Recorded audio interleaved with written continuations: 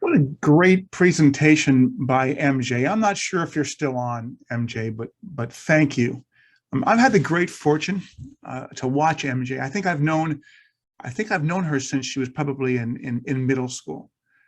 She makes us so proud and embodies the connectivity that we have seen of late between all the parts of our Rotary organization. First, our youth services, and then the real partnership now between our Rotary clubs and Rotaract clubs. We've come a long way, yet we have so much further to go. Rotary makes our entire Rotary movement stronger, more vibrant, and certainly more relevant. And I'm pleased to see talented people like MJ see the value and the personal benefits of being a part of Rotary. Let's talk about this idea of Rotary benefits and value a step further and talk about receiving a master's in real life. I'm not sure if your club is like mine, but I've noticed something odd since I've accumulated all of the pasts in the titles in front of my name. Past club president, past area governor, past district governor, past RI director. Oh my God, I'm past everything. But the odd thing is that my club thinks that now that I'm past, I don't want to take on a meaningful job in my club. Like I have more important things to do. What can be more important for a Rotarian than to be part of a committee or work on a project or be thought of as a valued member of their club? I would say to you in your Rotary life, nothing is more important, especially if you have the advantage of Rotary understanding and experience collected through serving in leadership positions and amassing all those pasts. I see a lot of this, especially with our club presidents. You go into a Rotary club and a club president, after having gone through all of the training, all the experience of being a leader of the club, just simply gets pushed aside. You got to change that. Now, for me, this last Rotary year was a little different. President Tony Mendez asked me to do something. Either he didn't know the rule, or maybe he slept that session at President-elect's training seminar when they were taught not to do it, or he didn't care. But before he became president, he came up to me and said, "John, I want to give you a meaningful job in the club. What do you want to do?" Now it was COVID year, right? And so we were struggling and we were dealing with an added challenge of having to move our meeting location after gathering each Wednesday at noon for more than 70 years in the same hotel. Now, those of you who've done that, you know how difficult it is. You also know your own Rotary clubs now in COVID or after COVID. You might have 100 members on your roster, but you see 30 or 40 who actually show up.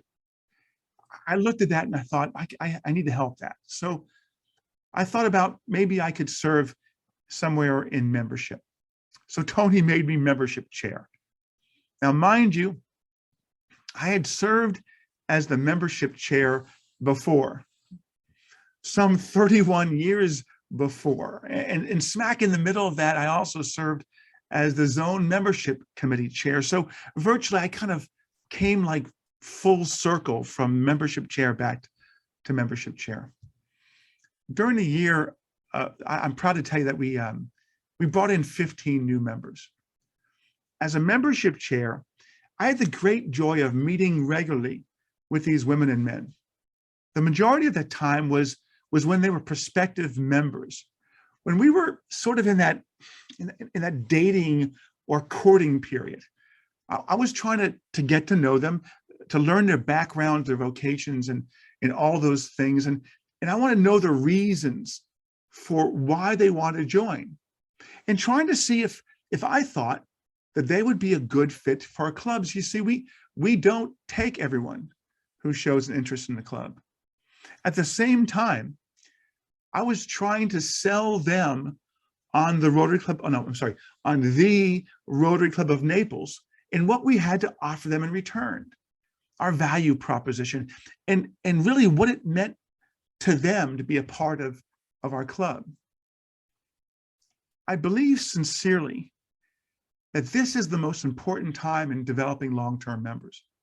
You see, if it's not a fit, if they want something in our club that we don't offer, or maybe conversely, if maybe we're looking for something as a club member and they don't offer it, this is the time that we must figure it out.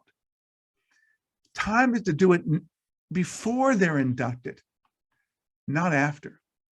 Now, as a side note, I'll tell you, I was right on 14 out of the 15. And the crazy part is that I knew that this one guy wasn't going to be a good match for our club. His personality just wouldn't fit in. And interestingly enough, one of our members of the membership committee also saw it.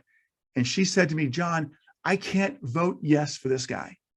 But yet we're on a roll with new members. We put him through, and it wasn't 3 months later, and he said, you know, this club isn't really for me, and he quit.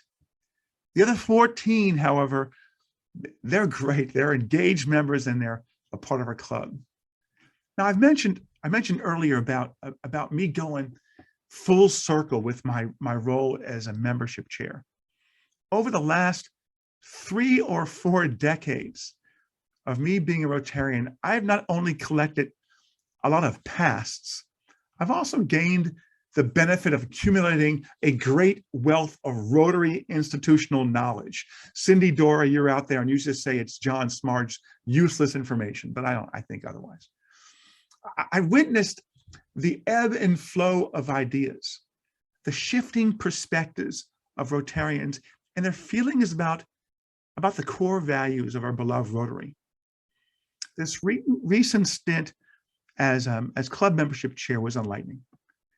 The exercise of listening to the wants and needs of our prospective members, then having to justify in my own mind and then enumerating what we would offer in return made me once again ask myself a question that I have asked and answered dozens of times over the last decades in front of most of you or some of you during speeches on stage. And that question is, what is Rotary?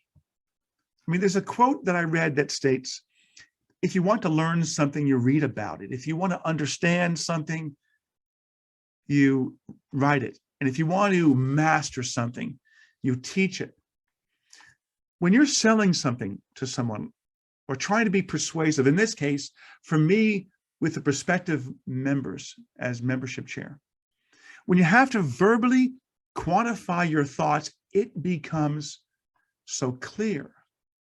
Think about how many times in the last 3 or 4 years, maybe 5 years, you've heard someone make a presentation from the stage that rhetorically asks the question, is Rotary a service organization that has members, or is it a membership organization that does service?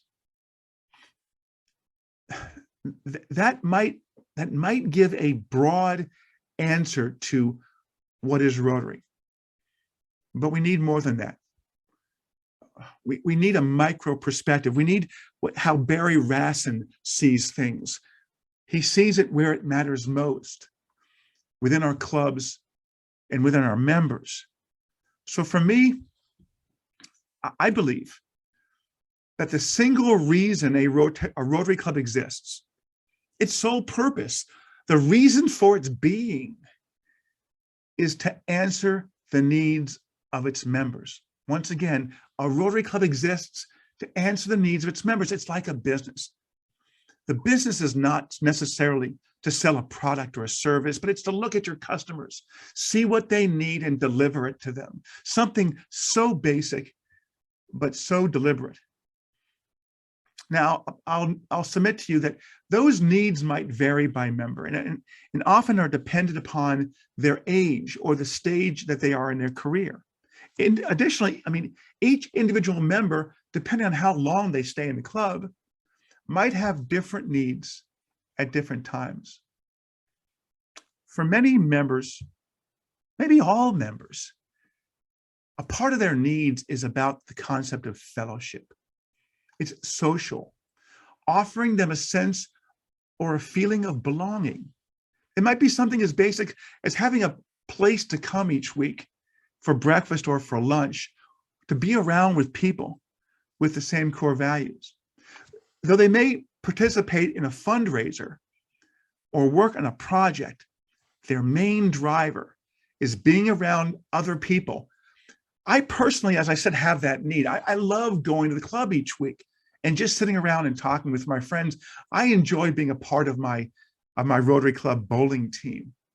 So if developing and sustaining relationships is what you crave, Rotary can answer that need, and our Rotary clubs have to do that. For some people, their needs might be displayed through a strong sense of desire to help others in an impactful way. It could be to feed local families. It could be to give a gift of learning through a dictionary, or it could be to provide clean water and sanitation to the entire nation of Haiti. Rotary gives members an opportunity to answer that internal need. Now, you might be saying, hey, John, that's proof positive. Proof positive that Rotary is, in fact, a service club. And I'll say again to you, no, it's not. Let's say you want to help the children in Ukraine fleeing from the ravages of war. I can go on my cell phone or on the website right now and go to UNICEF and make a contribution and fulfill that personal need that I have to help someone in Ukraine, all without joining a club, without paying dues, or without buying a subscription to a magazine. And maybe I want to be involved on a local basis and get my hands dirty and involved. And so I could go any day of the week to the Salvation Army and volunteer, and I could fulfill that need. I can do that without going to a breakfast or a lunch or a dinner or an e-club meeting, or having to listen to people croaking out Daisy, Daisy, or some other 1920s song.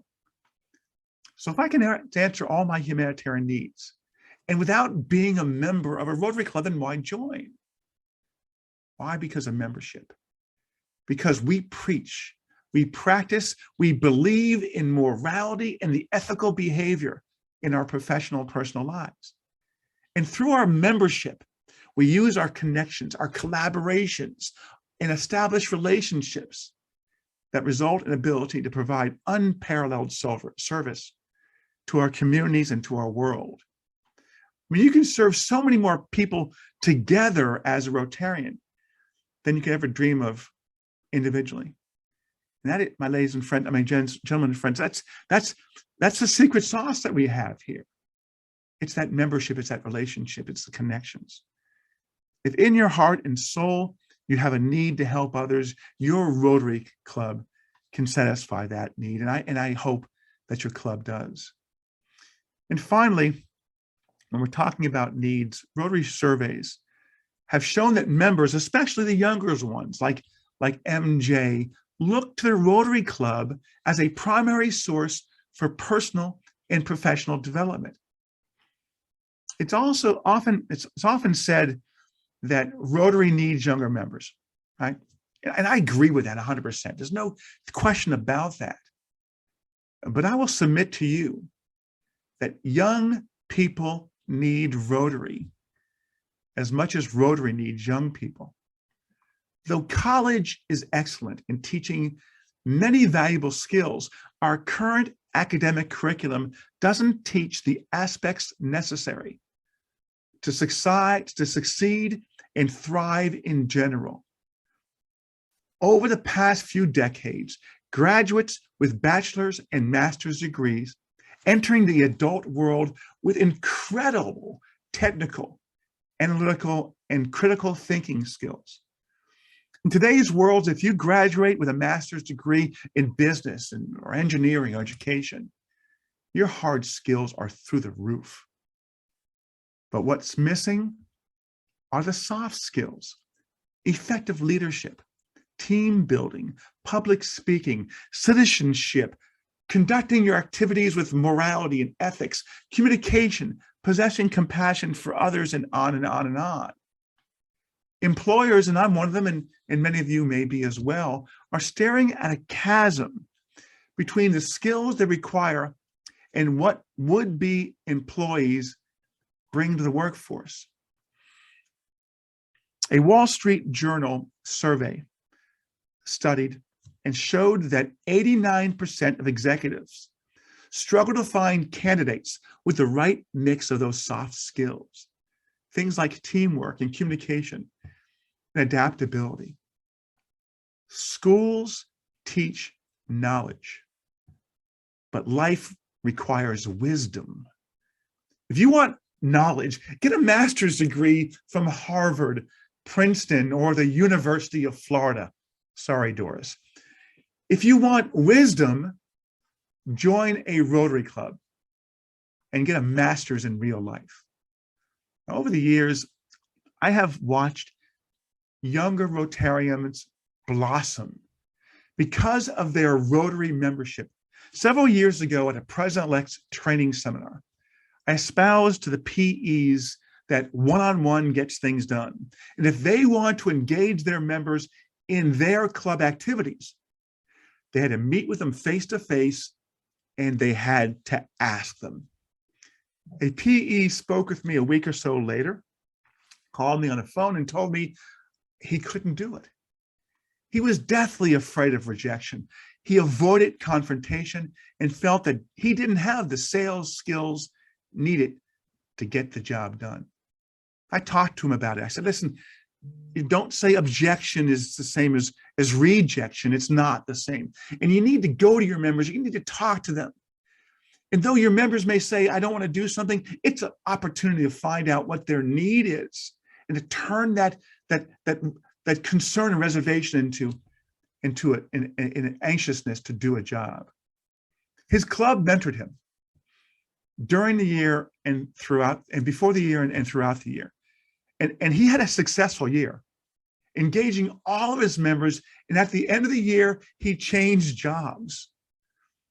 Now he is a very successful financial services salesperson. What a great change. Great change. Communication is probably the #1 soft skill because it permeates in every area of an aspect of life. Conversing with coworkers, bosses, loved ones, friends, spouses, neighbors, acquaintances, etc., all require certain social norms and boundaries to be observed, such as mutual respect and give and take, whether it's face-to-face, by email, social media, or by telephone. The younger generation has been called the silent generation due to communication overwhelmingly via technology, which is a medium that does not require actually speaking to anyone, such as texting and social media messages, email, and so on. I would also add that after the last 2.5 years, we are all, regardless of our age, suffering from this. Because of this reliance on technology platforms, personal communication skills are being hindered. Knowing how to connect with others, being empathetic, when to speak and when to listen, are all of great value in this workplace and in interpersonal relationships. To learn the act of conversation is to actually do it with peers and varied, diverse people. Each week, our meetings afford our members the opportunity to actually do it. You sit around a table with your fellow members and there's no place to hide. I look at each week and I see the older, more experienced members maybe carrying on the conversations and while the younger people chime in. I watch the younger people look and they're observing and they're understanding how the communication takes place. They even look at, I look at my years in membership, everything I've learned as a business person, I've learned through just watching, even to the point of how I dress, though Cindy still dresses me, otherwise I'm colorblind. But I looked at when I first joined, I remember sitting at a meeting and it didn't take 2 or 3 meetings before I realized the whole table was talking about people. and events and issues that I knew nothing about. See, I didn't read the newspaper, my local Naples Daily News, until I joined Rotary. I figured out if I wanted to really be taken seriously as a member of the community, I better keep abreast of community activities. You look at all the things that we do. I look at public speaking skills, and I've watched those club presidents come to the lectern that first time, and the paper's in their hands, and they're shaking. They can barely utter 2 words. And I watch them at the end of the year being masters of communication and carrying conversations on and being great orators. I look at what the club offers. To this day, I believe that club and the members of it are my board of directors. As a young businessman at 22 years old, joining the business community, I'd walk into the club meeting and I'd sit down with members of the Rotary Club, and they would give me advice I would pay $1,000 an hour for, and they gave it to me for free. And then once we left the meeting for half an hour or even an hour afterwards, we'd sit there and they'd talk to me and they'd educate me even today now, if I have a problem, the place I go to for a business issue is for my Rotary Club members. In the way we operate our clubs with our multiple committees, activities, and leadership positions, we give our members countless opportunities to hone those needed soft skills. You want to be a good manager in the private sector, then cut your teeth by trying to manage a group of Rotarians and volunteers. You want to be an industry leader or a leader in your own business, then sign up to lead a club full of type A personalities. Conflict management, team building, mentorship, we've got that too. My fellow Rotarians, it is one of those mysteries of life for me as to why we have a membership issue. With its real life skills it delivers, there should be people lining up at our front doors, begging to come in. When they come into the door, they see the value proposition and its attention to answering the needs of its members. Once in, not a single member should ever want to leave. It's public awareness. It's like a platform like we're having today that needs to be shared with others. When you talk to your friends, talk about the benefits to becoming a member of your Rotary Club. And if it's appropriate, tell them how our clubs can answer their needs. Now, my friends, I hope you found value in this presentation. There is so much we learn through Rotary, our involvement in our clubs, and our involvement in Rotary programs. Our motto, service above self, means a great deal more to us than many recognize. Through service and through membership and actively being involved in your Rotary Club, we grow and become better humans, better servants to the world. I encourage you, if you're not a member, to join us. Now stay tuned, all of you, to hear Rotarian Giselle Holder. She is sure to inspire you as she relates how much Rotarians have made an impact in her life. So I want to thank you again. I hope you have a great afternoon. Be well.